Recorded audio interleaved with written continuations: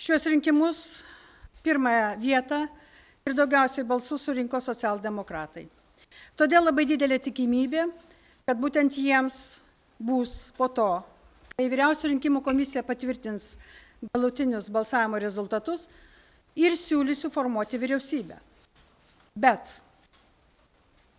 vyriausybės formavime, mano nuomonė, negali dalyvauti partija, kuri įtariama rinkimuose padariusi daugiausiai šiurkščių pažeidimų,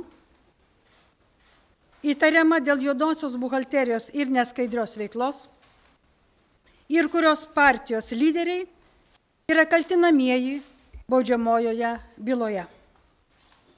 Todėl palaikysiu tik tą politinę jėgą, kuri galės suformuoti daugumą be teisiamųjų suole esančios darbo partijos.